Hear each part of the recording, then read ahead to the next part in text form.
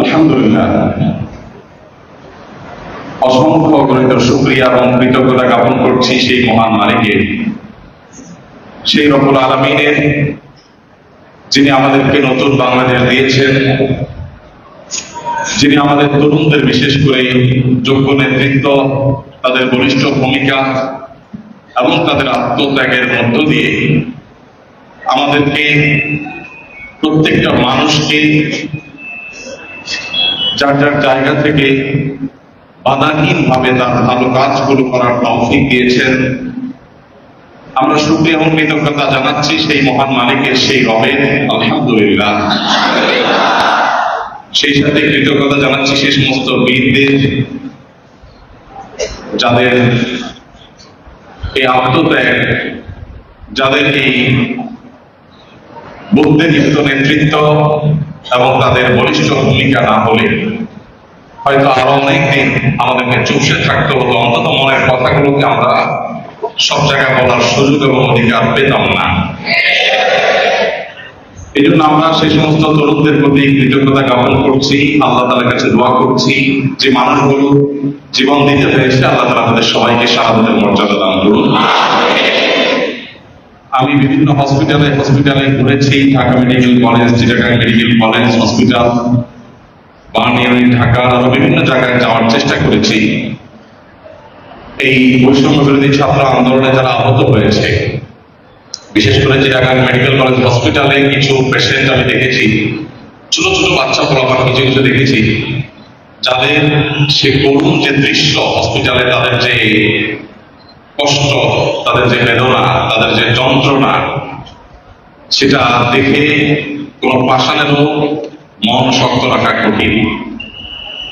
আমরা অনেকে তো মাশাআল্লাহ স্বাধীনতার সাদা সাধন করছি, কিন্তু হসপিটালে বেডে এখন বহু মানুষ কাতরাচ্ছে।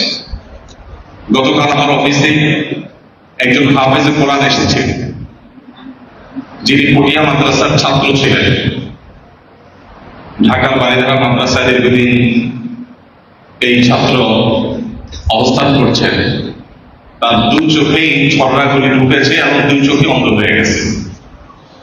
তো ছেলেটা ফুটফুটে, একেবারে তরুণ, টকবকে তরুণ, অত্যন্ত সুন্দর, চমৎকার মাদ্রাসার ছাত্র। তো গুলি করে তার দুই চোখে শেষ করে ফেলা হয়েছে। তো সে কালকে হঠাৎ করে অফিসে আসছে। তাকে আমরা আসুন্নাহ ফাউন্ডেশন থেকে একটা চেক হস্তান্তর করেছিলাম, কয়েক লাখ টাকা দিয়েছিলাম, কিন্তু তার ট্রিটমেন্টের জন্য 50-60 লক্ষ টাকার প্রয়োজন ডাক্তাররা বলেছে। দেশের বাইরে যেতে হবে। সরকার চিকিৎসার উদ্যোগ নিয়েছে, কিন্তু সরকারি প্রসেস হতে একটু সময় লাগবে। সরকারের জায়গা থেকে সরকার চেষ্টা করছে, আমরা চেষ্টা করছি। এর মধ্যে ছেলেটা গতকালকে আসছে আমার অফিসে। আমি একটু লজ্জা করে গেলাম যে এত টাকা একভাবে একজনকে যদি দেই, তাহলে আরো অনেকে আছে, সবাই বিদেশে যেতে চায়, জটিল কিভাবে কি করবো ভাবছিলাম। আমি অবাক হয়ে গেছি। জাস্ট ওই ছেলেটা অফিসে ঢুকছে, আর এক কোম্পানির একজন মালিক, একটা ব্যবসা প্রতিষ্ঠানের মালিক, তিনি এসে আমাকে বলছে, হুজুর, আমি আন্দোলনে কোনো আহত হাফেজে কোরআন বা কোনো মাদ্রাসার ছাত্রের দায়িত্ব গ্রহণ করতে চাই।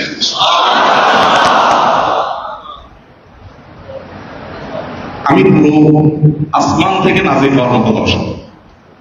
যে ছেলেটা তখন আমার অফিসে, গতকালকে ঘটনা, ছেলেটা আমার অফিসে বসা, অথচ ওই ভদ্রলোক এসে বলছেন যে আমি একটা আহত মাদ্রাসার ছেলের দায়িত্ব নিতে চাই।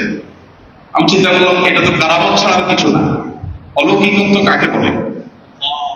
পরে আমি তাকে বললাম যে ওর বিষয়টা একটু জটিল, ডাক্তাররা বলছেন ভালো হওয়ার সম্ভাবনা কম দেশের মধ্যে, দেশের বাইরে যেতে হতে পারে, তাও সেটা কতটা হবে নিশ্চিত না। তখন বাংলাদেশ হাই হসপিটাল শান্তিনগরের একজন ডাক্তার আছেন, মাসুদ হাসমি ভাই, আমার বন্ধু মানুষ, ওনার সাথে আগামী কথা বলছিলাম এই ছেলের ব্যাপারে। তখন ওনার কাছে পাঠিয়ে দিলাম। ওই ভাই তার গাড়িতে করে তাদেরকে নিয়ে বললেন, আল্লাহর উপর তাওয়াক্কুল করে আমিও দায়িত্ব দিলাম। যদি ওর চোখ ফিরে না পায়, তাহলে বাকি জীবন তার পরিবার চলার মতো ব্যবস্থা আমি করে দেবো বিশ্বাস। এইটা তো একটা হয়তো হয়ে গেছে কাকতালীয় ভাবে, কিন্তু এই ছেলের মতো আর বহু ছাত্র, বহু শিক্ষক, বহু পেশাজীবী, বহু সাধারণ দিনমজুর, বহু খেটে খাওয়া মানুষ, বহু স্কুলের ছেলে পেলে এমনকি আমি চট্টগ্রাম মেডিকেল কলেজে একটা ছেলেকে দেখেছি, ওর বয়স সম্ভবত 10 কি 12 বছর হবে। তো আমি অবাক হয়েছি যে ওর পাও বেঁধে টাঙানো আছে, অনেক কষ্ট পাচ্ছে বাচ্চাটা। তো মাথার কাছে জিজ্ঞেস করলাম যে তুমি কেন বের হয়েছো, কিন্তু ছোট মানুষ, তোমার তো আন্দোলনে আসার কথা না। তো সেই ছেলেটা আমাকে বলেছে, আমি ওই ভিডিওটাও রাখা আছে আমার মোবাইলের সময়, রেকর্ড করছে কেউ আমার সাথে যারা ছিল।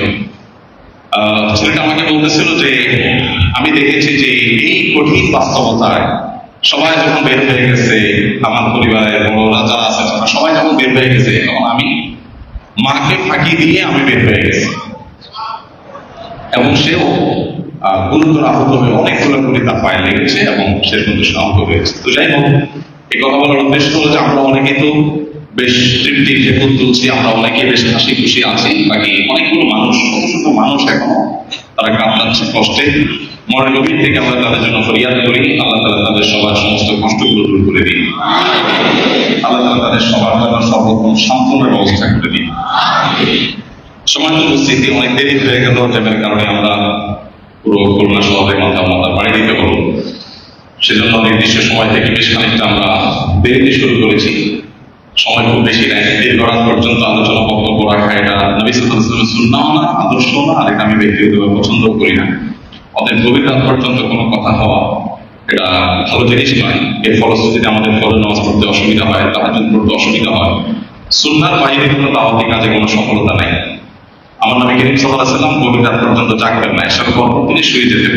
আর এই লাইফস্টাইলই মানুষকে সুস্থ রাখতে সহায়তা করে, মানুষের শরীরে ইমিউনিটি স্ট্রং করে, রোগ প্রতিরোধ ক্ষমতা বৃদ্ধি করে, মানুষের জীবনকে প্রোডাক্টিভ করে, জীবনে বরকত এনে দেয়। এখনো গোটা পৃথিবীর উন্নত দেশগুলো, যত দেশ নিজেদেরকে উন্নত করেছে, তাদের সবাই কমন কালচার গুলো তারা রাতে তাড়াতাড়ি শুরু করে। দুর্ভাগ্যজনক বিষয়, আমরা মুসলমানরা, সেটা মিডল ইস্টে হোক আর বাংলাদেশে হোক, আমরা মুসলমানরা রাত 12টার আগে আমাদের ঘুমের কথা চিন্তা হয় না, অথচ এটা সুন্নাহ না, এটা ভালো কোনো আদর্শ না। তো যাই হোক, দিনই আলোচনাও গভীর রাত পর্যন্ত হওয়া সমীচীন নয়, নির্দিষ্ট সময় শেষ হওয়া দরকার। সেজন্য আমরা খুব বেশি দীর্ঘায়িত করতে পারবো না। তবে যেহেতু সিরাতের আলোচনা, সিরাত বিষয়ক প্রোগ্রাম, সেজন্য সিরাত সম্পর্কে একটি বিষয়ে কথা বলি। আপনাদের যে প্রশ্ন আছে, আমার মনে হয়েছে যে প্রশ্ন আছে, আমি বলি নাই কতগুলো প্রশ্ন, সম্ভবত কয়েকশো প্রশ্ন, এগুলোর উত্তর 2-4 দিন আপনার শেষ হবে না। তারপরে যতটুকু সম্ভব আমরা ইনশাআল্লাহ ক্লাস করার চেষ্টা করবো। আমি অন্তরের গভীর থেকে কৃতজ্ঞতা জানাচ্ছি খুলনা বিশ্ববিদ্যালয় কর্তৃপক্ষকে এবং বিশেষ করে সেই সমস্ত ছাত্র ভাইদেরকে যাদের অক্লান্ত পরিশ্রমের ফসল স্বরূপ আজকের এই প্রোগ্রামে চমৎকার একটি জায়গায় এসে পৌঁছেছে। আলহামদুলিল্লাহ, মসজিদের বাইরে অগণিত মানুষ বাকি অপেক্ষা করছেন, অনেকে রাস্তাঘাটে দাঁড়িয়ে আছেন, অনেকে দূর দূরান্ত থেকে এসেছেন, কষ্ট করছেন। আমি আপনাদের সবাইকে আপনাদের এই আশাটাকে সাধুবাদ জানাচ্ছি এবং আপনাদের সবাইকে আমি শুরু বলে রাখতে চাই, এই আশাটা আপনাদের অর্থবহ হবে যদি এখান থেকে নবী করিম সাল্লাল্লাহু আলাইহি ওয়াসাল্লামের সিরাত থেকে, তার জীবন দর্শন থেকে, তার জীবন ইতিহাস থেকে আপনি যদি নিজের জন্য আমল করবার মতো কোনো বিষয়ে নিয়ে যেতে পারেন, প্রতিজ্ঞা করে যেতে পারেন এবং জীবনকে যদি আপনি পরিবর্তন করতে পারেন, তবে এইগুলো আয়োজন সার্থক হবে ইনশাআল্লাহ।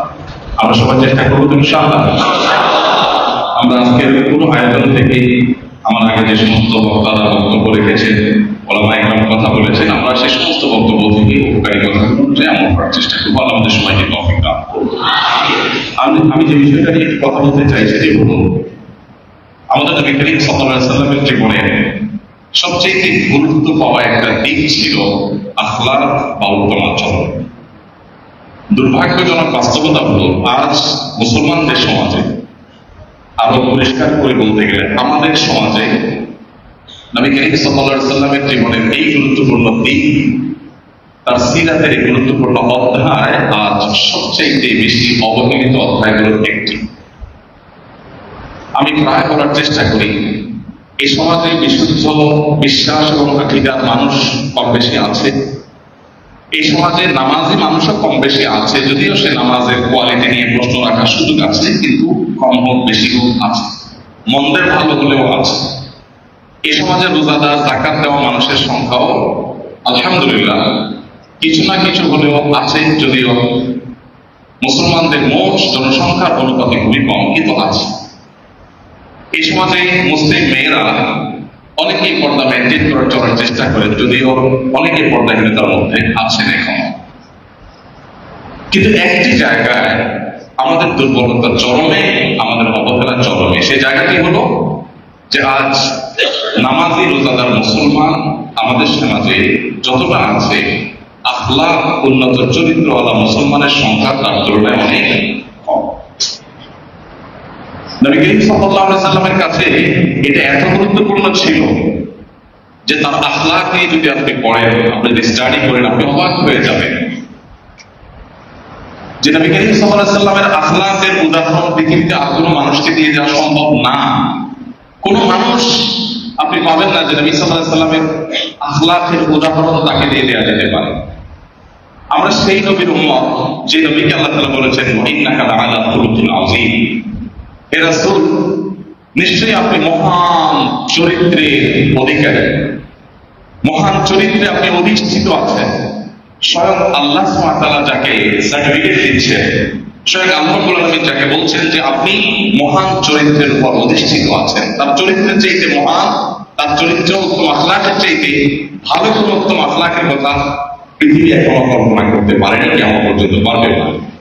নবী করিম সাল্লাল্লাহু আলাইহি ওয়াসাল্লাম নিজে বলেছেন বুইসতু লিতাম্মিমা মাকারিমাল আখলাক, মুসনাদ আহমদের হাদিস, আমাকে আল্লাহ রাব্বুল আলামিন পাঠিয়েছেন উন্নত চরিত্র এবং এটিকেট এবং ম্যানার্স, এটা যে জ্ঞান, এটার যে সাবজেক্ট, এটাকে পূর্ণতা দেওয়ার জন্য, পৃথিবীর মানুষকে ম্যানার্সের সর্বোচ্চ শিখরে নিয়ে যাওয়ার জন্য, আদর্শের সবচাইতে উঁচু চূড়ায় মানুষকে আরোহণ করাবার জন্য আল্লাহ তাআলা আমাকে পাঠিয়েছেন। আমাদের আয়েশা রাদিয়াল্লাহু আনহা বলেছেন কানা খুলুকুহু আল কুরআন, নবী সাল্লাল্লাহু আলাইহি সাল্লামের আখলাক, তার আচরণ যদি জানতে চাও কেমন ছিলেন তিনি, তাহলে তুমি কোরআন পড়ো। কোরআনে কারীমের শুরু থেকে শেষ পর্যন্ত যত ভালো কথা বলা আছে, যত উত্তম আচরণের কথা বলা আছে, যত আদর্শের কথা বলা আছে, তার সবগুলোকে, সকল থিওরি বাস্তব উদাহরণ এবং প্রতীক ছিলেন নবী করিম সাল্লাল্লাহু আলাইহি ওয়াসাল্লাম। কোরআনের এমন কিছু তুমি খুঁজে পাবে না যে ভালো কিছুর উদাহরণ আল্লাহ রাব্বুল আলামিন তার জীবনে তাকে দিয়ে বাস্তবায়ন করেন। কোরআন ছিল থিওরি আর নবী করিম সাল্লাল্লাহু আলাইহি ওয়াসাল্লাম ছিলেন তার প্র্যাকটিক্যাল। নবী করিম সাল্লাল্লাহু আলাইহি ওয়াসাল্লাম সম্পর্কে তার সহচর সাহাবীদের যে মূল্যায়ন ছিল সেটি অলমোস্ট একই। কান রাসূলুল্লাহ সাল্লাল্লাহু আলাইহি ওয়াসাল্লাম আহসানুন নাস খুলুকা, কোন বড় আসছে যে নবী করিম সাল্লাল্লাহু আলাইহি ওয়াসাল্লাম ছিলেন সবচেয়ে উত্তম আচরণের অধিকারী। তার চাইতে ভালো আচরণ, তার চাইতে ভালো ব্যবহার, তার চাইতে উন্নত চরিত্র আর কোনো মানুষের ছিল না। নবী করিম সাল্লাল্লাহু আলাইহি ওয়াসাল্লাম নিজে বলেছেন, বুখারীতে হাদিসটি বর্ণিত হয়েছে, ইন্না মিন আহসানিকুম ইন্না মিন খিয়ারিকুম আহসানুকুম আখলাকা, নিশ্চয়ই তোমাদের মধ্যে সবচেয়ে উত্তম, সবচেয়ে বেস্ট, সবচেয়ে ভালো মানুষ হলেন সেই ব্যক্তি যার আখলাক সবচাইতে ভালো। আমাদের মধ্যে সবচেয়ে উত্তম কে, মুসলমানদের মধ্যে সবচেয়ে ভালো কে, এই বিষয়ের উপর আমি একবার একটু ঘাটাঘাটি করার চেষ্টা করলাম। অনলাইন যে লাইব্রেরি গুলো আছে, মাকতাবে শামিলা ইত্যাদিতে সার দেওয়ার চেষ্টা করলাম যে খায়রুকুম খিয়ারুকুম আহাব্বুন নাসি ইলাল্লাহ, এই জাতীয় শব্দ দিয়ে সার দিলাম যে সার রেজাল্ট কি আসে। তো সবগুলোকে একত্র করেছি আমি, একত্র করার পর আমি দেখলাম এই জাতীয় হাদিস সব মিলিয়ে 11 প্রকার পেয়েছি আমি। এটা আমার ফাইন্ডিংস। 11 প্রকার মানুষ পেয়েছি, যে মানুষগুলো সম্পর্কে নবী সাল্লাল্লাহু আলাইহি ওয়াসাল্লামের কমেন্ট ছিল যে তোমাদের ভিতরে সবচেয়ে সেরা এই ব্যক্তি, এই ব্যক্তি, এই ব্যক্তি, এই ব্যক্তি। এই 11 প্রকার মানুষ নিয়ে একটা বক্তব্য আমার আছে ইউটিউবে, নবী সাল্লাল্লাহু আলাইহি ওয়াসাল্লামের চোখে সেরা 11। আমি অবাক হয়েছি যে এই 11 প্রকার মানুষের মধ্যে এক প্রকার মানুষ পেয়েছি, খায়রুকুম মান তাআল্লামাল কুরআন ওয়া আল্লামা, আমাদের মধ্যে সবচেয়ে উত্তম মানুষ তারা যারা কোরআন শেখে আর কোরআন শেখায়, কোরআনের ছাত্র এবং শিক্ষক, তারা আল্লাহর কাছে সবচেয়ে উত্তম। এই একটা হাদিস পেয়েছি শুধুমাত্র সরাসরি ইবাদত সংশ্লিষ্ট, আর 10টি হাদিস বা 10 প্রকারের হাদিস যেগুলো পেয়েছি শ্রেষ্ঠ মানুষের, তার সবগুলো হলো আখলাক রিলেটেড, আচরণ রিলেটেড, তার অ্যাকচুয়াল ইবাদত রিলেটেড না। খায়রুকুম খায়রুকুম লিসাহিবিহি, আলিয়ান খায়রুকুম আলিয়ানাকুম মানাকিব ফিস সালাত, তারপরে খিয়ারুকুম ইন্না মিন খিয়ারিকুম আহসানুকুম আখলাকা। 10 প্রকারের 10 প্রকার পেয়েছি, একটিরও সম্পর্ক ইবাদতের সাথে নাই, সবগুলো সম্পর্ক আখলাকের। তার মানে কি দাঁড়ালো? তার মানে হলো যদি কেউ আল্লাহর কাছে প্রিয় পাত্র হতে চায়, সবচেয়ে ভালো মানুষ হতে চায়, সবচেয়ে সেরা মানুষ হতে চায়, সবচেয়ে শ্রেষ্ঠ মুসলমান হতে চায়, সবচেয়ে আমার কাছে মুসলমান হতে চায়, তাহলে তার আখলাক সুন্দর করার কোন বিকল্প নেই। ডেফিনেটলি তার আকীদা বিশুদ্ধ থাকতে হবে, অবশ্যই তার ফরজে আমল ঠিক থাকতে হবে, অবশ্যই সে হারাম থেকে বেঁচে থাকতে হবে, কিন্তু তার শ্রেষ্ঠত্বের মূল মানদণ্ড হবে তার আখলাক এবং চরিত্র। আর বহু নামাজি মানুষ পাবেন আখলাক ভালো না, বহু রোজাদার পাবেন আখলাক ভালো না, বহু পর্দানশীল পাবেন আখলাক ভালো না। আখলাকের দুর্ভিক্ষ চলছে আজ মুসলমানদের সমাজে। আজ এই সমাজে আমাদের বিশেষ করে নবী করিম সাল্লাল্লাহু আলাইহি ওয়াসাল্লামের জীবনের তার আখলাকের দিকটিকে আমাদের বারবার পাঠ করা দরকার, পুনর্পাঠ করা দরকার, জানা হাদিসগুলোকে বারবার পড়া দরকার, এবং সেই সাথে আখলাক সুন্দর করবার জন্য ভালো আখলাকের অধিকারী মানুষদের সোহবতে যাওয়া। আল্লাহ রাব্বুল আলামিন আমাদের সবার আখলাকগুলোকে সুন্দর করে দিন। সুনান তিরমিজি এবং সুনান আবু দাউদে বর্ণিত একটি হাদিস, নবী করিম সাল্লাল্লাহু আলাইহি ওয়াসাল্লাম আপনারা অনেকেই শুনেছেন, বেশ প্রসিদ্ধ একটি হাদিস, মা মিন শাইইন ইউদাউ ফিল মিজানি ইয়াউমাল কিয়ামাতি আসআল মিন হুসনিল খুলুক। নবীজি সাল্লাল্লাহু আলাইহি ওয়াসাল্লাম বলেছেন, কিয়ামতের ময়দানে আমাদের যত আমল আছে, যত ভালো কাজ আছে, এগুলো যখন পরিমাপ করা হবে, ভালো কাজ পরিমাপ করার সময় সেদিনে সবচেয়ে ওয়েটফুল ভালো কাজ হবে আমাদের উত্তম আচরণ, আমাদের আখলাক, আমাদের চরিত্র মাধুর্য, আমাদের ম্যানার্স, আমাদের এটিকেটস, আমাদের বান্দাবক, এসব বিষয়গুলো হবে সবচেয়ে ওয়েটফুল। কিয়ামতের ময়দানে বান্দার নফল কোনো আমল, এমনকি নফল নামাজ, নফল রোজা, নফল তাসবিহ, তেলাওয়াত, এগুলোর চাইতেও বহুগুণ বেশি ভারী হবে বান্দার সুন্দর আচরণ। একজন মানুষ অনেক নফল নামাজ পড়ে আল্লাহর এতটা প্রিয় হতে পারবে না, একজন মানুষ অনেক নফল রোজা রেখে এতটা প্রিয় হতে পারবে না, একজন মানুষ লক্ষ লক্ষ কোটি কোটি টাকা নফল দান করে আল্লাহর এত প্রিয় হতে পারবে না। যত প্রিয় হওয়ার সুযোগ আছে তার আখলাকটাকে, তার আচরণটাকে, তার ব্যবহারটাকে সুন্দর করবার মধ্য দিয়ে। সম্মানিত উপস্থিতি, নবী করিম সাল্লাল্লাহু আলাইহি ওয়াসাল্লামের আখলাক সম্পর্কিত একটা হাদিস, যেটা স্বর্ণের অক্ষরে লিখে রাখবার মতো। তিনি বলেছেন, ইন্নাল মুমিনা লা ইউদরিকু বিহুসনি খুলুকিহি দারাজাতাস সাইমি আল কাইমি। একজন মানুষ তার সুন্দর আচরণ দিয়ে রাতভর দাঁড়িয়ে নফল নামাজ পড়া এবং দিনভর নফল রোজা রাখা ইবাদত গুজার আবেদের চাইতে বা আবেদের মর্যাদা সে পেতে পারে তার শুধু আচরণটাকে সুন্দর করে, তার ব্যবহারটাকে ভালো করে।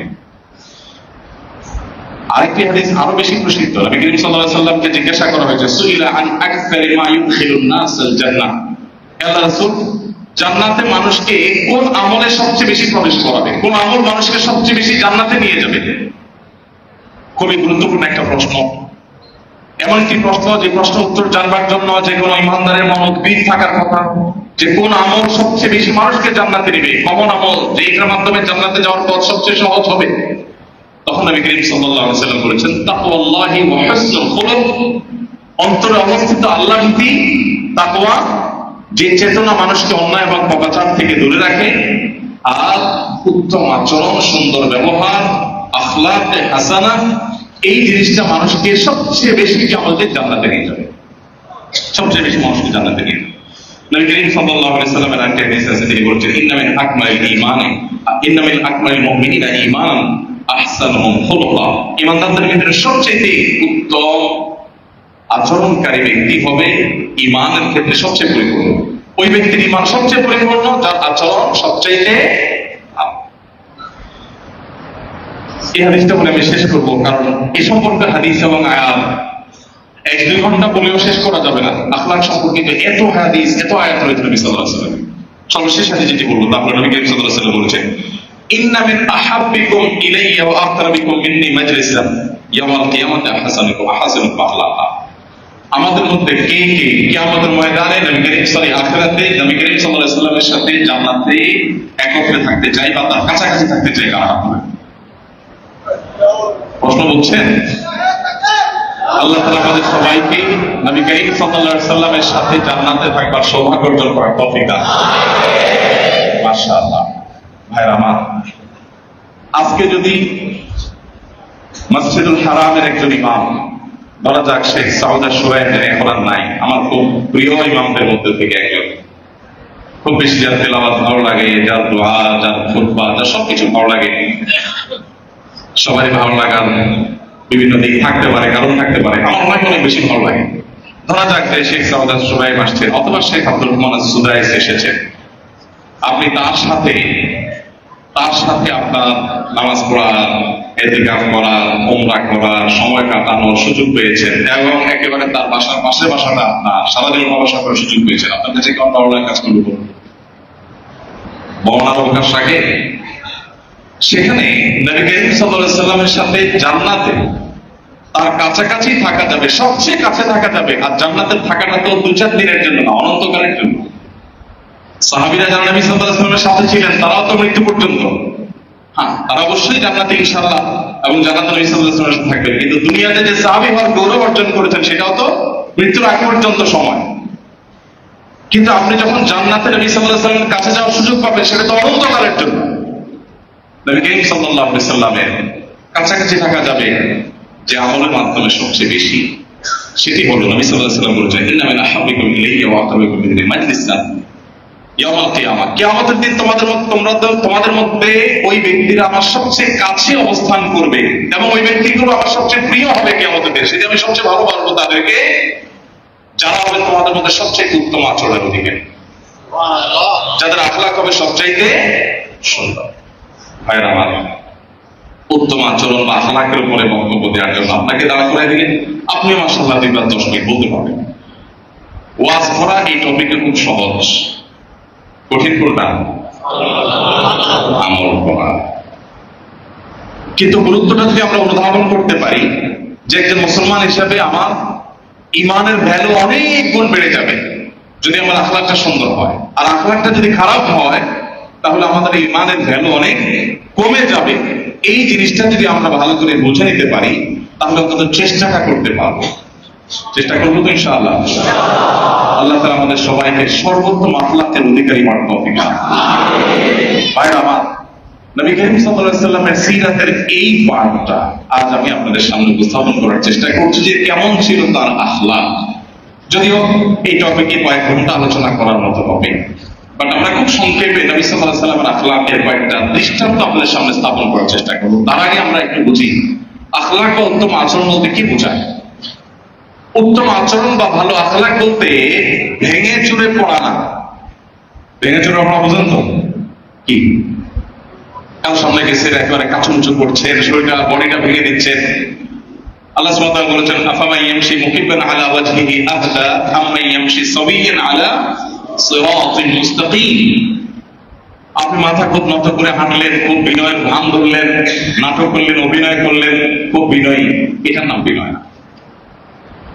উত্তম আখলাক বা সুন্দর আচরণের সবচেয়ে বড় এবং প্রধান দিক হলো যে একজন মানুষ তার দ্বারা কারোর কোনো অধিকার নষ্ট হবে না, কারোর কোনো হক তিনি নষ্ট করবেন না। এটা হলো আখলাকের সবচেয়ে গুরুত্বপূর্ণ পার্ট, উত্তম আচরণের সবচেয়ে গুরুত্বপূর্ণ অংশ।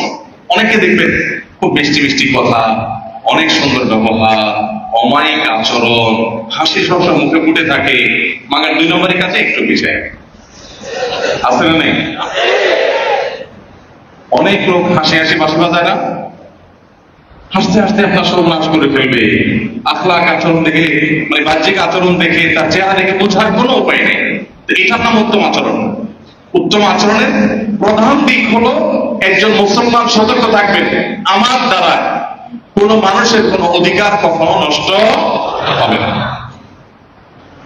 আপনারা ইসলাম বিশ্ববিদ্যালয় কুষ্টিয়ার প্রফেসর ডক্টর আব্দুল্লাহ জাহির মহল্লার নাম শুনেছেন, বক্তব্য শুনে থাকবেন। তিনি একটা কথা বলেছেন একবার, কথাটা আমার কাছে বেশ ভালো লেগেছে। তিনি বলেছেন যে আমি দেশে বিদেশে ইসলামের উপরে বহু পড়াশোনা করেছি, অনেক ডিগ্রি নিয়েছি। বর্তমান যে সৌদি বাদশাহ, তিনি যখন রিয়াদের প্রিন্স ছিলেন, গভর্নর ছিলেন, তখন রিয়াদের আমির থাকাকালীন সময় তার হাতে বিশ্ববিদ্যালয়ের ছাত্রদের মধ্যে সবচেয়ে ভালো রেজাল্ট করার পুরস্কারটা নিয়েছেন, অনেক সুনামের সাথে পড়ালেখা করেছেন। তো তিনি বলেছেন যে আমি ইসলামিক সাবজেক্টের উপরে বহু পড়াশোনা করেছি, বহু বছর বিশ্ববিদ্যালয়ে পড়িয়েছি, মাদ্রাসায় পড়িয়েছি, হাদিসের দল দিয়েছি। তো কোরআন হাদিস এবং ইসলামিক জ্ঞান অর্জন আমার সারা জীবনে যা হয়েছে, এই বুড়ো বয়সে এসে, শেষের দিকের কথা এটা, বুড়ো বয়সে এসে আমার সারা জীবনে কোরআন হাদিসের এবং ইসলামিক জ্ঞানের নির্যাস আমি 2 লাইনে বলতে পারবো। নির্যাস, সামারি, কি সেটা? তিনি বলেছেন তার প্রথম লাইন হলো, ফরজ ইবাদত গুলোর পর, ইমানের পর, মেইন ফরজ ইবাদত গুলোর পর আল্লাহ তাআলা সবচেয়ে বেশি খুশি হন যখন মানুষ কোনো মানুষের উপকার করে। আর দ্বিতীয় লাইন হলো, কুফরের পর, বড় বড় মুহাররামাত এবং কবিরা গুনাহগুলোর পর আল্লাহ সবচেয়ে বেশি অসন্তুষ্ট হন যখন কোনো মানুষের ক্ষতি করে। আমাদের নবী করিম সাল্লাল্লাহু আলাইহি ওয়াসাল্লামের পুরো জীবন যদি আপনি দেখেন, আপনি অবাক হবেন। আমি প্রায় সময় সিরাত পড়ে চিন্তা করি, তার যে সংগ্রামী জীবন ছিল, পৃথিবীর ইতিহাসে আরেকটি মানুষ আপনি খুঁজে পাবেন না যাকে সত্যিকারের জনম দুঃখী বলা যায়। আমি সব জায়গায় কথাটা রিপিট করার চেষ্টা করি। পৃথিবীর আলো দেখার আগেই বাবাকে হারিয়েছে, পৃথিবীর আলো দেখার আগেই বাবাকে হারিয়েছে, পৃথিবীর আলো দেখতে না দেখতেই মাকে হারিয়েছে। আল্লাহ তাআলা মায়ের বুকে যে দুধ দিয়েছেন সে দুধটা পান করার সুযোগও পান নাই। দুঃখ কাকে বলে, দুর্দশা কাকে বলে, বিপদ কাকে বলে, এরপর যখন কৈশোরে মাত্র পৌঁছলেন, তার একমাত্র অবলম্বন, তার একমাত্র আশ্রয়ের জায়গা আব্দুল মুত্তালিবের ছায়াটাকে আল্লাহ তাআলা সরাই নিয়ে গেলেন। পায়ের তলে মাটি থেকে একটার পর একটা কিভাবে সরছে। এরপর তার সবচেয়ে কঠিন সময়, যখন জীবনের সবচেয়ে জটিল পরিস্থিতির মুখোমুখি, যখন তায়েফের মানুষ তাকে রক্ত রঞ্জিত করে, এদিকে মক্কার মানুষ তাকে তার নিজের মাতৃভূমিকে তাকে থাকার অধিকার কেড়ে নিতে চায়, এরকম চরম জটিল পরিস্থিতিতে তার একমাত্র ভেতরের আশ্রয়ের জায়গা উম্মুল মুমিনিন খাদিজা রাদিয়াল্লাহু তাআলা আনহা, আর বাহিরের তার একমাত্র আশ্রয়ের জায়গা আবু তালেব চাচা। দুইজনকে আল্লাহ তাআলা নিয়ে গেলেন সবচেয়ে কঠিন সময়, এবং সেই জন্য সেই বছরের নামই হয়েছে সিরাতের কিতাবে কি আমাল হুজন, ব্যথা দুঃখের বছর, যে বছরে দুইজন আশ্রয়দাতা দুইজনই শেষ হয়ে গেলেন, আর কেউ থাকলো না সেরকম তাদের মতো নিজের পরিবারের সদস্য আপন মানুষ যে তাকে আগলে রাখবে। শুরু হলো নির্যাতন, স্টিম রোলার, যার দিকে তাকাতে 10 বার চিন্তা করতে হতো, তার চেহারা মুখ মোবারকের উপরে দ্রুত নিক্ষেপ করে দেওয়া হলো। যার কাছে ভিড়তে 10 বার ভাবতে হতো কুরাইশের এত সম্ভ্রান্ত পরিবার, আব্দুল মুত্তালিবের নাতি, আব্দুল্লাহর ছেলে, এত বড় সম্ভ্রান্ত পরিবারের এত মর্যাদার মানুষ, এত সম্মানের মানুষ, সে মানুষটি যখন সিজদায় গেলেন, তার মাথার উপর ওটের বুড়ি এনে রেখে দেওয়া হলো। একটা গরুর বুড়ির ওজন কতটুকু আমরা জানি, ময়লা আবর্জনা পেছানো এগুলো ওজন কতটুকু, সেখানে ওটেরটা যদি কেউ দেখে থাকে, আমি দেখেছি, তাহলে আপনি বিশ্বাস করতে কষ্ট হবে যে এই ওটের বুড়ি বা ওটের যে বাচ্চাদানি ইত্যাদি, এগুলো একজন মানুষ সিজদায় গেলে তার উপরে দিলে তার বেঁচে থাকাটা অলমোস্ট অসম্ভবের মতো, এত ওজন, এত ভারী, এত বড়। নবী করিম সাল্লাল্লাহু আলাইহি ওয়াসাল্লামের সাথে সেই নির্মমতা করা হলো। মক্কায় থাকা একটা দিন তাকে শান্তিতে থাকতে দেওয়া হলো না। মক্কা থেকে চলে যাবেন, সেখানেও শান্তি নেই। ওই গাড়ি সৌরে আশ্রয় নিয়ে, লুকিয়ে, আত্মগোপন করে, বহু কৌশল করে, অনেক কষ্টে চিরচেনা পথ ছেড়ে অন্য পথে মদিনায় গেলেন। মদিনার মানুষ তাকে আশ্রয় দিলেন। এই বুঝে শান্তি শুরু হলো, কিন্তু না, সেখানেও তাকে শান্তিতে থাকতে দেওয়া হলো না।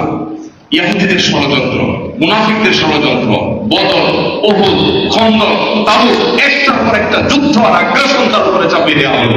একটি দিন, একটি রাত আমি খুঁজে পাই না নবী সাল্লাল্লাহু আলাইহি ওয়াসাল্লামের জীবনে, যে রাত, যেদিন তিনি নিশ্চিত মানে ঘুমোতে পেরেছেন অথবা স্বাভাবিক থাকতে পেরেছেন, তার কোনো টেনশন নাই, না মক্কার মুশরিকদের ভয়, না ইহুদীর ষড়যন্ত্রের ভয়, না মুনাফিকদের শয়তানের ভয়, না কোনো বেদুইনদের কোনো দুষ্টামির ভয়, না কোনো যুদ্ধের কোনো ভয়।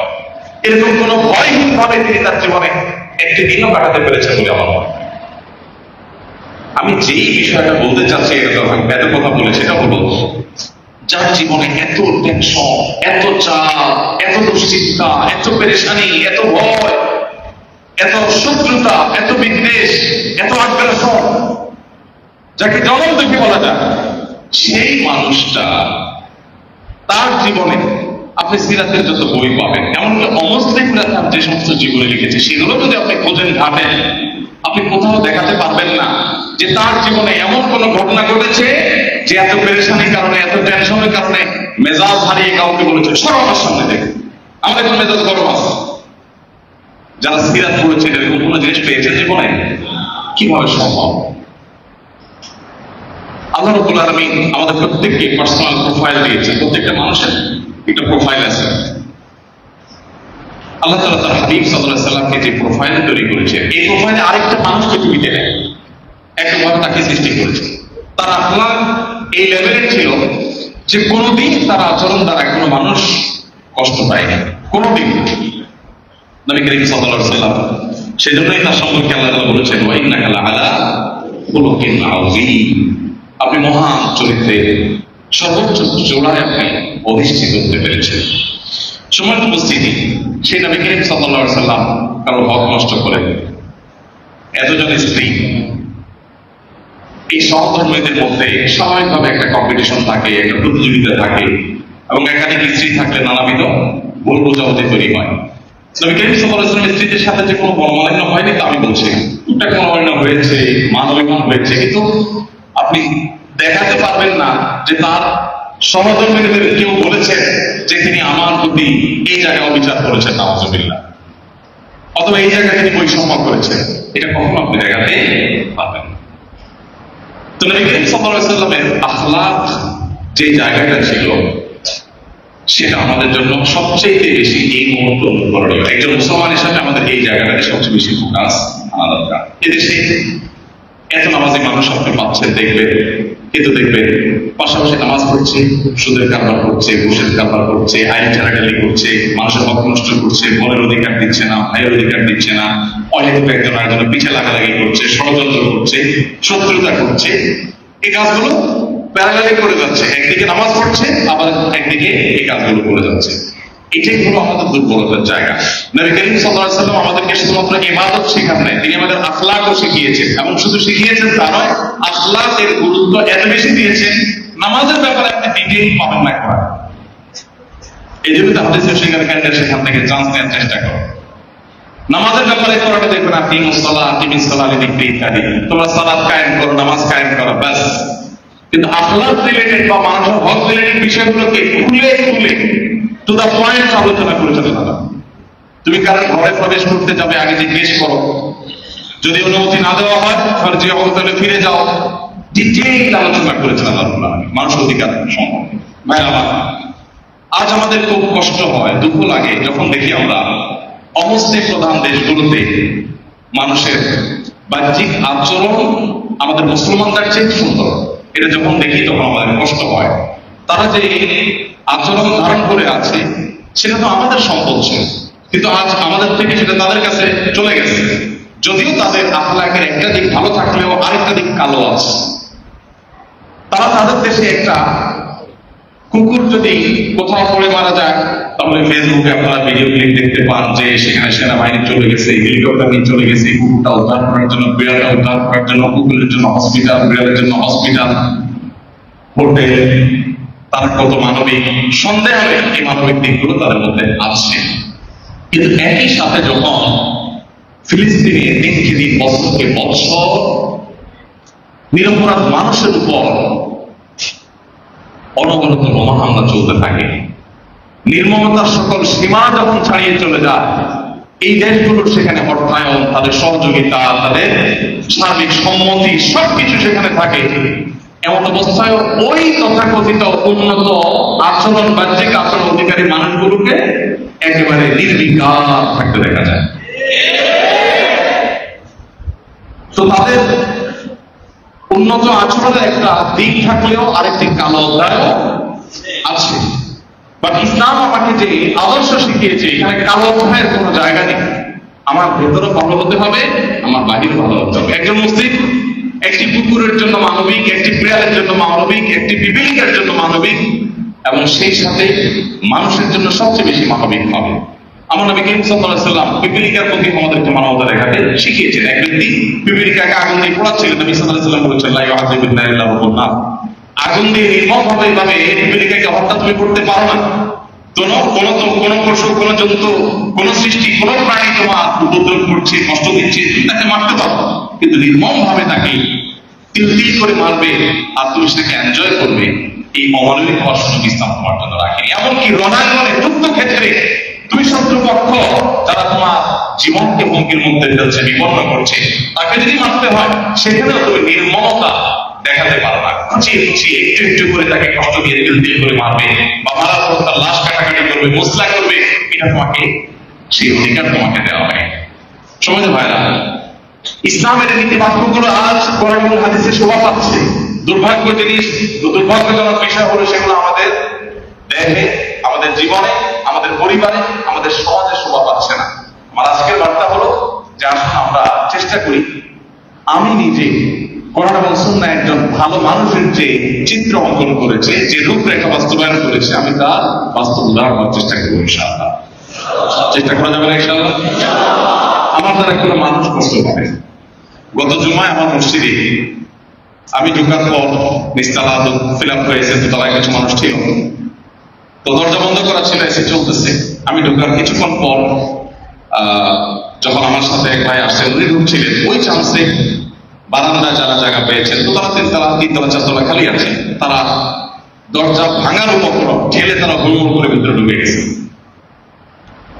তো আমি যে বিষয়ে বক্তব্য দেওয়ার জন্য প্রস্তুতি নিয়েছিলাম খুতবাতে, বিষয়টি আমার চেঞ্জ হয়ে গেছে। তখন আলোচনা ছিল যে এই যে মসজিদের দরজা পারলে ভেঙে ভেতরে আর জায়গা নেই, তারপরে ওভারফ্লো হয়ে যে ঢুকছে, মুয়াজ্জিন সাহেব বাধা দিচ্ছেন যে ভিতরে আর ঢোকা যাবে না, তারপরে যে ভেঙেছিল ঢুকছে, এই যে দিনই প্রোগ্রাম হচ্ছে, এখানেও দেখবেন বহু জায়গা নেই, তারপরে যদি চান্স পায় তো হুড়মুড় করে এসে ঢুকবে। এটা কি ভালো কাজের মধ্যে আগ্রহের কারণে? বাহ্যিকভাবে দেখা যায় সুবহানাল্লাহ, তো আল্লাহর সাক্ষাৎ বলি, কারণ সে তো আসলে মানে জিহাদ করতে প্রস্তুত ভালো কাজের জন্য, মসজিদে আসার জন্য পালা দরজা ভেঙে চলে আসতে চায়। আপনি কি তাই? সে যদি একই ভালো হয় তাহলে আগে আগে আসে, সে ফাঁকিবাজ, এখন ভালো হওয়ার ভান করতে চাইছে, আসতে শেষে জায়গা দিতে চাচ্ছে সবার। ভাই না, আমাদের অজান্তে প্রতি মুহূর্তে কত শত আখলাক, সুন্দর আখলাকের পরিপন্থী কাজ আমরা করি, সেটা আমরা গুণে শেষ করতে পারবো। এই জন্য আমার আজকের আহ্বান হলো, আসুন আমরা উন্নত আখলাকের অধিকারী হই, নবী সাল্লাল্লাহু আলাইহি ওয়াসাল্লামের জীবন থেকে এই জিনিসটা আমরা নিয়ে যাই। আমি আবারও বলি, এরকম জনম দুঃখী, চিরদুঃখী একজন মানুষ, এরকম প্রেসারে থাকা একজন মানুষ তার জীবনে কখনো উৎসাহ প্রকাশ করেছে।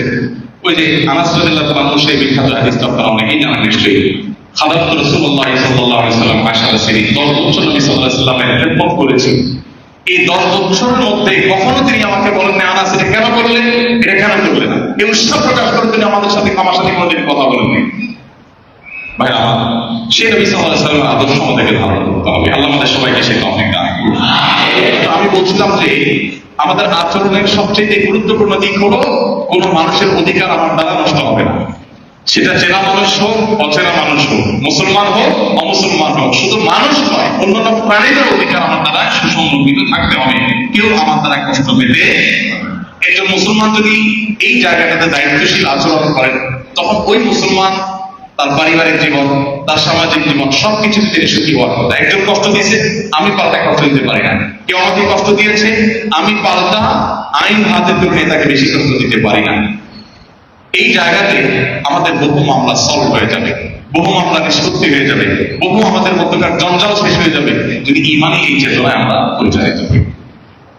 আখলাকের আরেকটা গুরুত্বপূর্ণ দিক হলো সত্যবাদিতা। সত্যবাদিতা সম্পর্কে নবী করিম সাল্লাল্লাহু আলাইহি ওয়াসাল্লামের যে হাদিসগুলো আছে, সেগুলো নতুন করে রিপিট করা আমার মনে হয় না দরকার আছে, আমরা সবাই কম বেশি জানি। তিনি যে সবচেয়ে বড় সত্যবাদী ছিলেন এবং মিথ্যাকে তিনি এমন ভাবে ইগনোর করেছেন, মিথ্যাকে এইভাবে ডিসকারেজ করেছেন, এভাবে অন্যায় এবং অপরাধ হিসেবে চিহ্নিত করেছেন যে মুসলমানের জীবনে আর যা হোক মিথ্যা কথা কখনো গ্রহণযোগ্য হতে পারে। একটা মানুষ শয়তানের প্ররোচনায় পরিচিত হয়ে একটা গুনাহে লিপ্ত হয়ে গেছেন, একটা খারাপ কাজে তিনি লিপ্ত হয়ে গেছেন, এটা অন্যায় এবং খারাপ কাজ হওয়া সত্ত্বেও এটা বিশ্বাসযোগ্য হতে পারে, কিন্তু একটা মুসলমান ঠান্ডা মাথায় জেনে শুনে একটা মিথ্যা কথা বলছেন, এটা কল্পনা করা যায়। আখলাকের একটা গুরুত্বপূর্ণ দিক হলো এটা যে মুসলমান কখনো মিথ্যা কথা বলবে না। আরেকটা হলো বিনয়।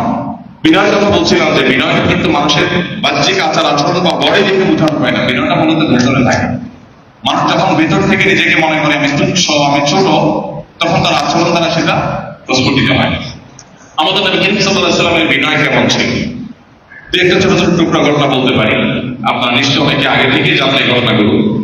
নবী করিম সাল্লাল্লাহু আলাইহি ওয়াসাল্লাম সাহাবীদের মধ্যে যখন বসা থাকতেন, সাহাবীদের মাঝে যখন মসজিদে নববীতে বসা থাকতেন একসাথে, বাহির থেকে কোন দূত বা কোন আগন্তুক যিনি মুহাম্মদ সাল্লাল্লাহু আলাইহি ওয়াসাল্লামের নবুয়তের কথা জানতেন, মুহাম্মদ সাল্লাল্লাহু আলাইহি ওয়াসাল্লামের নাম শুনেছেন, তাকে চিনতেন না কিন্তু তার সম্পর্কে জানতেন, এরকম মানুষজন মসজিদে নববীতে ঢুকে সাহাবীদের মধ্যে তাদের ঘেরাওয়ের মধ্যে থাকা নবীজি সাল্লাল্লাহু আলাইহি ওয়াসাল্লামকে খুঁজে বের করতে পারতেন না। জিজ্ঞেস করতে হতো মান ফিকুম মুহাম্মদ, তোমাদের মধ্যে মুহাম্মদ লোকটা কে? এবার চিন্তা করেন, আমাদের সমাজে যদি কোনো নেতা, বড় কোনো নেতা বা পাতি কোনো নেতা, মনে করেন সহসভাপতি, যেটা গলি গলি পাওয়া যায়, মোড়ে মোড়ে রাস্তা রাস্তায় দোকানে দোকানে সহসভাপতি উৎপাদন হয়েছে, তাই না? মনে করেন সহসভাপতি যদি মনে করেন একটা থাকতো তার জেলাদের সাথে বা অনুসারীদের সাথে, তাহলে আলাদা করে কি জিজ্ঞাসা করা লাগতো যে সহসভাপতি সবকে জিজ্ঞেস করা লাগতো? কেন? তার যে হাবভাব, তার যে বডি ল্যাঙ্গুয়েজ, তার যে বসার স্টাইল, তার যে দাঁড়ানোর ভাব, তার যে মন, রাস্তা যখন চলতো তার যে পাঞ্জাবির মলমলা ভাব, কড়কড়া পাঞ্জাবি, তার যে স্টাইল, চোখা ছাড়ার ধরন, হাঁটার মন, হাত নাড়ানোর ভাব, এটা দেখে কারোর কোন সন্দেহ হইতো না যে সবগুলোর ভিতরে এটা পীর আর এগুলো বলে চিন্তা কোনো অসুবিধা হতো? কোনো অসুবিধা হতো না। কিন্তু আমার নবী করিম সাল্লাল্লাহু আলাইহি ওয়াসাল্লাম, আপনার আমার প্রাণের নবী সাল্লাল্লাহু আলাইহি ওয়াসাল্লাম কেমন ছিলেন, তার আখলাকটা কেমন ছিল, বিনয়টা কোন লেভেলের ছিল, যে সাহাবীদের ভিতরে যখন বসে থাকতেন এমন ভাবে মিশে যেতেন সাহাবীদের সাথে যে বাহির থেকে আসা মানুষ তাকে দেখে চিনতে পারতো না, আলাদা করতে পারতো না তিনি মুহাম্মদ সাল্লাল্লাহু আলাইহি ওয়াসাল্লাম আর তিনি তার অনুসারী। আর পৃথিবী সেরকম নেতার কথা কল্পনা করতে পারে, গল্পে শুনতে পারে, বাস্তবে এরকম নেতা, বাস্তবে এরকম উদাহরণ পৃথিবীর মানুষ সচরাচর দেখতে পায় না, পাওয়ার কথা না। সমাজ উপস্থিতি, নবী করিম সাল্লাল্লাহু আলাইহি ওয়াসাল্লাম তিনি যেমন ঘোড়ায় চড়তেন, উঠে চড়তেন, একই সঙ্গে তিনি আমার গাধায়ও চড়তেন। ওটার গাধার পার্থক্যটা বোঝার জন্য একটা উপমা দিলে ভালো হয়। ধরেন ল্যান্ড ক্রুজার গাড়ি বা আপনার BMW গাড়ি, মার্সিডিজ গাড়ি, এই সমস্ত গাড়িতে মনে করে চড়ে সমাজের এই মানুষগুলো, শৌখিন মানুষগুলো। তো একজন মানুষ তার মার্সিডিজে চড়তে অসুবিধা হয় না, আবার টয়োটা এরিয়ানে চলতে, প্রিমিয়ামে চলতে অসুবিধা হয় না, আবার ভ্যান গাড়ি চলতেও তার কোনো অসুবিধা হয় না, তার কোনো ইজ্জতে বাঁধে না। নবী সাল্লাল্লাহু আলাইহি ওয়াসাল্লাম সেই চরিত্র দিকে। সে যুগের BMW, সে যুগের ল্যান্ড ক্রুজার ছিল ওট এবং ঘোড়া, আর সে যুগের ভ্যান গাড়ি ছিল গাধা। গাধার পিঠে সাধারণত মাল সামান টানা হতো, মানুষ সচরাচর খুব বেশি উঠতো না, উঠলেও গরিব দুঃখীরা উঠতো। কোন রাজা বাদশা, কোন সম্মানিত ব্যক্তি গাধার উপরে সাধারণত উঠতো না। কিন্তু আমাদের নবী করিম সাল্লাল্লাহু আলাইহি ওয়াসাল্লাম তিনি ওটের উপরে উঠতেন, গাধায়ও চড়তেন, ঘোড়ায়ও চড়তেন, কোন ভেদাভেদ তার ছিল না। সাধারণত যারা নেতা হয় তাদের আশেপাশে সব পাপি নেতা থাকে, সভাপতিদের সাথে সব কি থাকে, সহসভাপতি থাকে। কিন্তু আমাদের নবী করিম সাল্লাল্লাহু আলাইহি ওয়াসাল্লামের সাথে বেলাল হাবশী, সালমান ফারসি, আম্মার, সুহাইল, উমাইর রাদিয়াল্লাহু তাআলা আজমাইন, আবু বকর, ওমর রাদিয়াল্লাহু তাআলা আনহুম, তাদের মতো সম্মানিত সম্ভ্রান্ত মুরব্বী শ্রেণীর মানুষদের পাশাপাশি বেলাল এবং সালমান রাদিয়াল্লাহু তাআলা আনহুমার মতো বাহির থেকে আগত সাহাবীরাও ছিলেন। আমি বেলাল রাদিয়াল্লাহু তাআলার কথাটা বিভিন্ন জায়গায় বলার চেষ্টা করি, রিপিটেডলি বলি, কারণ আমি 10টি বছর সৌদি আরবে ছিলাম। আপনারা অনেকেই মিডল ইস্টের মানুষ সম্পর্কে ধারণা রাখেন, মিডল ইস্টের মানুষদের মধ্যে বাইরের মানুষকে মেনে নেওয়াটা তাদের জন্য খুব টাফ, খুব কঠিন একটা ব্যাপার। তারা বাইরের মানুষদেরকে, অর্থাৎ অনারবদেরকে তারা মানুষ মনে করে, মানে আজব। তো সেই আরবের মানুষদের মধ্যে এমনিতে বাইরে এখনো বর্তমানে যারা সৌদিতে বা দুবাইতে, কাতারে আছেন, বিদেশিদেরকে কি বলে তারা? কি বলে? আজনবী বলে। আজনবী, আজনবী মানে কি? মানে চিনি না। সোজা কথা, এটা আমাদের লোক না, বাইরে বাইরে ওই না। আমাদের দেশে বিদেশি মানুষদেরকে আমরা কি বলি ইংরেজিতে? ফরেনার। এর মধ্যে একটা ভাব আছে, তাই না? ফরেনার বললে আমাদের সঙ্গে একটা ভাব চলে আসে না, ফরেনার। আর মিডিল ইস্টে হলো বাহিরের লোক, আরবের না, তাদের দেশের না, বাহিরের মানে কি আজনবী, মানে আননোন, চিনি না, অচেনা, এটা আমাদের লোক না। তো যাই হোক, আরবের মানুষের মধ্যে এই জিনিসটা আছে যে তারা বাহিরের মানুষকে সহজে মেনে নিতে পারে না। আর ইসলাম পূর্ব যে জাহিলি যুগ ছিল সেটার কথা তার বলার অপেক্ষা রাখে। সেই সময় আমি এই কথাটা কেন বলছি, সিরাতের প্রতিটা বিষয়কে আপনি কম্পেয়ার করতে হবে 1450 বছর আগের সময়ের সাথে। আপনি এখনকার সময়ের সাথে কম্পেয়ার করলে হবে না। এখন নারীর অধিকার নিয়ে সবাই শুনছেন, এটা এখন একটা ভাবসাবের ব্যাপার, স্টাইলের ব্যাপার, ফ্যাশনের ব্যাপার যে নারীদের অধিকারের শুনছেন। কিন্তু আমাদের নবী করিম সাল্লাল্লাহু আলাইহি ওয়াসাল্লাম যখন নারীর অধিকার প্রতিষ্ঠা করেছেন, তখন মেয়ে হিসেবে জন্মগ্রহণ করাটা অপরাধ ছিল। নিজের বাবা নিজের কন্যা সন্তানকে পুঁতে ফেলতো। ওই সমাজে নারীর অধিকার নিয়ে কথা বলাটা ফ্যাশন ছিল না, ওইটা ছিল সবচেয়ে বড় চ্যালেঞ্জের বিষয়।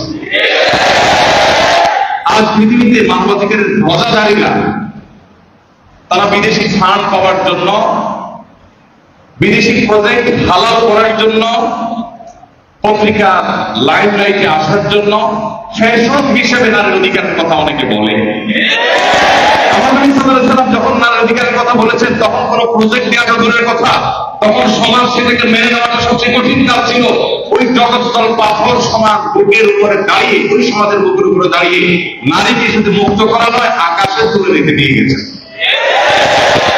এই জন্য নবী করিম সাল্লাল্লাহু আলাইহি ওয়াসাল্লামকে যদি আপনার মূল্যায়ন করতে হয়, তাকে যদি আপনি পাঠ করতে হয়, তাকে যদি আপনার উপলব্ধি করতে হয়, আপনি 2024-এর এই পার্সপেক্টিভে বা এই বাস্তবতায় আপনি ভাবলে সেটা ভুল হবে, সেটা আপনার সঠিক আপনার মূল্যায়ন হবে না। তার যথাযথ মূল্যায়ন হবে 1450 বছর আগের পৃথিবী কেমন ছিল। আমি প্রায় বলি 1450 বছর যাওয়া লাগবে না, 50 বছর আগে বাংলাদেশ কি ছিল। আমরা আমাদের শৈশবে ছোটবেলায় দেখেছি যে একই বাপের ছেলে মেয়ে, মাছের কল্লা কখনো মেয়েরা খাইতে পারে না, ছেলেরা খায়। ছিল না এগুলো আমাদের দেশে এক সময়? এগুলো দূর হয়েছে কাদের কারণে? এগুলোর ক্রেডিট নেয় বিদেশি ফান্ড পাওয়া এনজিও গুলো। আমার বলতে কোনো দ্বিধা নেই, এই দেশে নারীর অধিকার প্রতিষ্ঠার সবচেয়ে বেশি বলিষ্ঠ ভূমিকা রেখেছে মসজিদের মেম্বারগুলো। এদেশ থেকে যৌতুককে ছেটিয়ে বিদায় করেছে ওলামায়ে কেরাম। আলেমদের অবদান এই সমাজ স্বীকার করুক আর না করুক, ইতিহাস একদিন কথা বলবে। প্রতিটি মসজিদের মিম্বর থেকে, প্রতিটা মাহফিলের মাইক থেকে নারীদের, কারণ আলেমরা কথা না বলে তো উপায় নেই। কোরআন সেই মহাগ্রন্থ যেখানে সূরাতুন নিসা আছে, সূরাতুল রিজাল নেই। ইমাম মালিক রাহমাতুল্লাহ বলতেন, আল আম্বিয়া ওয়াল বানাত, নবীরা সব মেয়েদের বাপ। বেশিরভাগ মেয়েদের, নবীদেরকে আল্লাহ তাআলা মেয়ের বাপ বানাইছেন, ছেলের বাপ খুব কম ছিল। স্বয়ং আমাদের নবী করিম সাল্লাল্লাহু আলাইহি ওয়াসাল্লামের ছেলে আল্লাহ দিয়েছেন, কিন্তু নিয়ে গেছেন, রেখেছেন কি? মেয়ে, মেয়ের বাপ। যাই হোক, তো যেটা বলছিলাম, যে নবী করিম সাল্লাল্লাহু আলাইহি ওয়াসাল্লাম সেই 1450 বছর আগের যে বাস্তবতাতে নারীর অধিকার প্রতিষ্ঠা করেছে, আপনি অতদূর যাওয়া লাগবে না। 30 বছর 40 বছর আগে বাংলাদেশে নারীর অবস্থান কি ছিল সমাজে, তখন নারীর অধিকার বলা কত কঠিন ছিল। আর 1450 বছর আগের পৃথিবীতে যখন ওয়াইদুল মাউউদাতুস সুইলাত এই পরিস্থিতি ছিল, সেই সময় নারীর অধিকার সম্পর্কে এটা বলতে পারা যে কোনো বাবা মা, কোনো প্যারেন্টস যদি তার দুটি কন্যা সন্তানকে যথাযথভাবে লালন পালন করে, কোনো বৈষম্য না করে, কোনো অবিচার না করে, সঠিক তরবিয়ত তাদেরকে দেয়, যথাযথ শিক্ষা দীক্ষা তাদেরকে দেয়, তাদের প্রতি সঠিক আচরণ করে, তাহলে নবী সাল্লাল্লাহু আলাইহি ওয়াসাল্লাম তার জান্নাতের এবং তার পাশাপাশি জান্নাতে থাকার গ্যারান্টি দিচ্ছেন। তো সেই নবী করিম সাল্লাল্লাহু আলাইহি ওয়াসাল্লাম তার যে তাওয়াদু, তার যে আচরণ, তার যে বিনয়, এগুলো আজকালকার অনেক বিনয়ের ভান আছে। এখনকার পৃথিবীর যত প্রেসিডেন্ট, যত প্রধানমন্ত্রী, যত নেতা, যত বড় বড় ব্যক্তি দেখবেন, মানুষের সামনে তাদের এডিকেট, তাদের ম্যানার, তাদের মুখের হাসি মানে ঝুলে থাকে।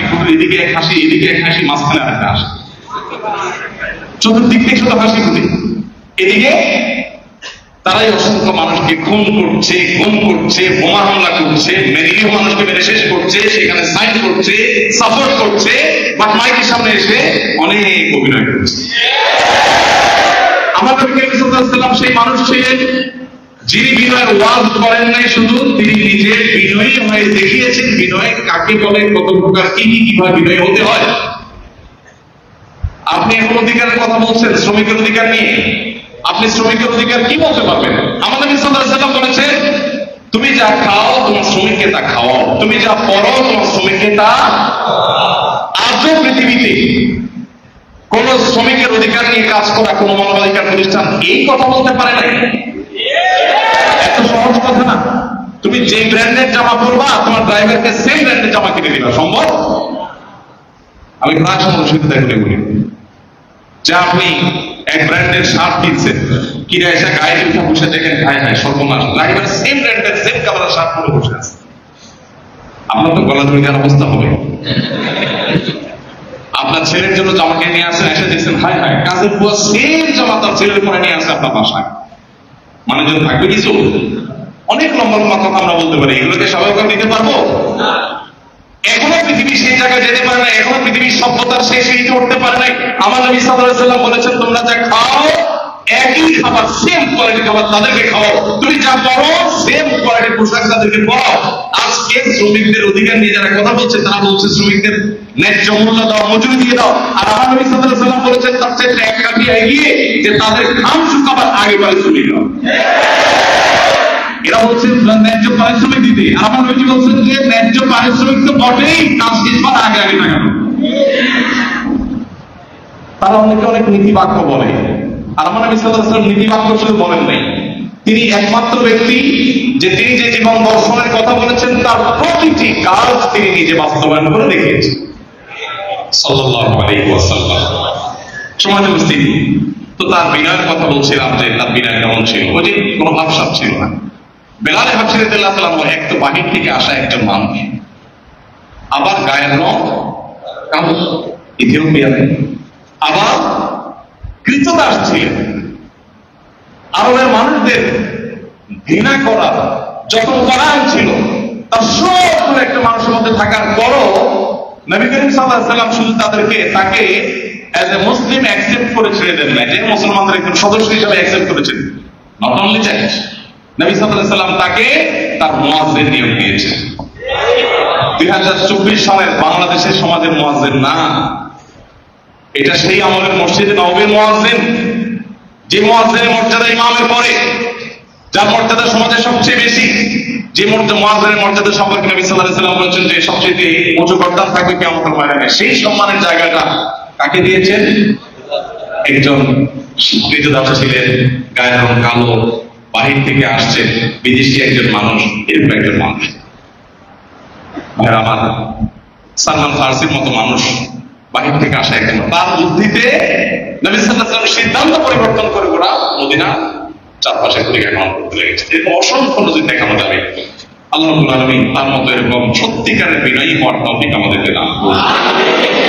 ভাইরা আমার, উত্তম আচরণের আরেকটা গুরুত্বপূর্ণ দিক হলো মানুষের অঙ্গীকার, ওয়াদা, প্রতিশ্রুতি রক্ষা করা। নবী সাল্লাল্লাহু আলাইহি ওয়াসাল্লাম প্রতিশ্রুতি কিভাবে রক্ষা করেছে শুধু একটা ঘটনা, আমাদের জানা ঘটনা, আবার একটু রিপিট করি। সেটা হলো আবু বসরের ঘটনা। হুদায়বিয়ার সন্ধিতে যে চুক্তি হয়েছে, একটা জুলুমের চুক্তি চাপিয়ে দিয়েছিল মক্কার মুশরিকরা মুসলমানদের উপরে। তার মধ্যে একটা পয়েন্ট ছিল না যে মক্কা থেকে কোন লোক যদি মুসলমানদের দলে এসে যোগ দেয়, মদিনায় মুসলমানদের সাথে যোগ দেয়, তাকে কি করতে হবে? ফেরত দিতে হবে। মামুর ভাই আপনার ছিল না? যেহেতু চুক্তিতে স্বাক্ষর নবী সাল্লাল্লাহু আলাইহি ওয়াসাল্লাম করেছেন, যেহেতু চুক্তিতে সম্মত তিনি হয়েছেন, সেহেতু আবু বসর রাদিয়াল্লাহু তাআলা যখন নবী সাল্লাল্লাহু আলাইহি ওয়াসাল্লামের কাছে এসেছেন, নিশ্চল নির্মম